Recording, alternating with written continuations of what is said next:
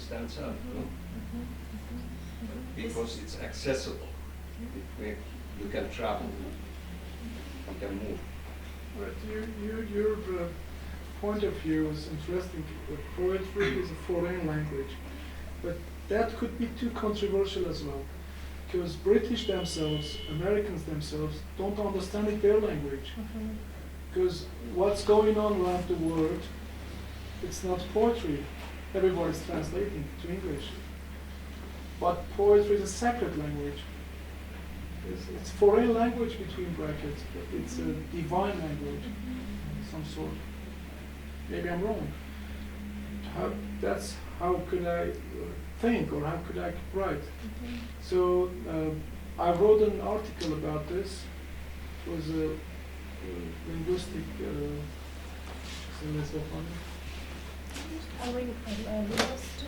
linguist, British, said, we're not understanding anything.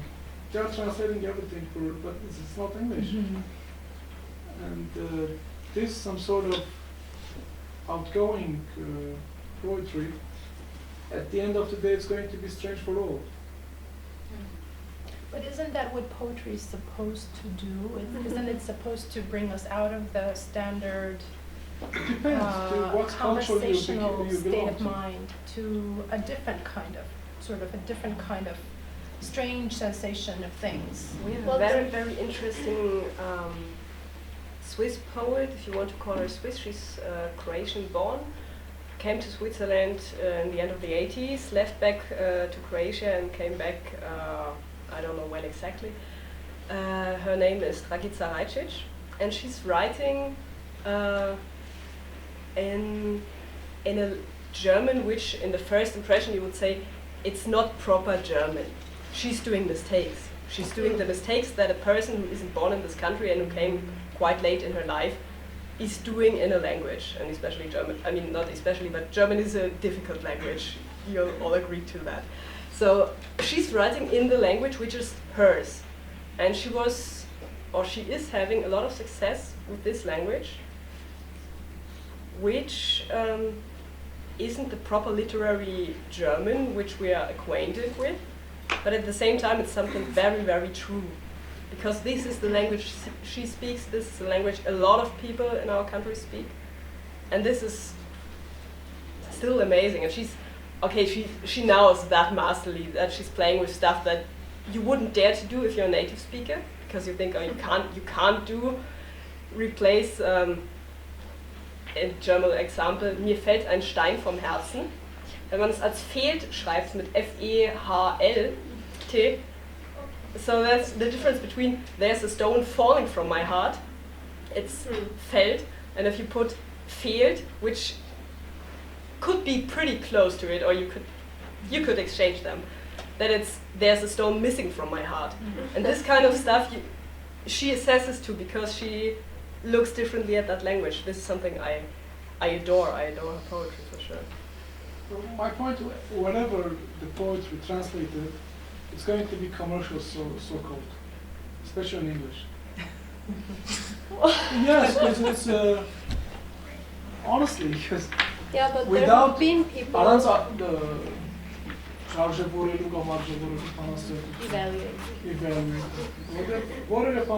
It's Panglish, English, and it's. Maybe poetry lives in that language in which is. Yeah, but we have to translate. Sometimes. Yes, we have to. So we have to translate. It's going to be commercial, or the. But there have been Going for people who've told me that they thought that the text was initially written in English.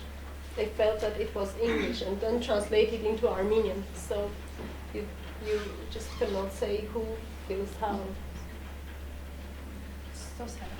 Yeah, this is just more about, since we're talking about poetry and language and translation, just an anecdote that might prove relevant. One of my friends took a translation workshop at my graduate institution at Indiana University, and the guy who was teaching the course, I don't know if you've heard of him, his name is Bill Johnston, I believe. He translates primarily from Polish, and anyway, so he's an acclaimed translator. And in the first day of class, of this translation theory class, everyone knew Spanish well enough to translate a Neruda poem. And he gave them all a Pablo Neruda poem, and he said, go home, translate it, bring it back tomorrow. And they all brought it back, and everyone's was good. Right? It was amazing. Like, everyone had a different translation, but they were like, the poetry was still there. Right? And his point was, whatever is poetry in poetry, that'll take care of itself. The task of the translator is something other than trying to guess subjectively what the poetry is and then somehow try to figure out how to transmit it to somebody else. He's like, so that was the poetry in poetry is hard to even tell what the hell poetry means or what it is. So it's sort of, just that was his point. Interesting that every Pablo Neruda poem, anyone can translate it well. The stuff in poetry, this poetry is not lost in translation. Like, I haven't read a bad translation of Rilke yet.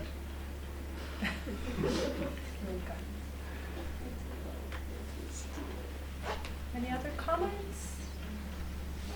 Do we have any questions for the audience? No?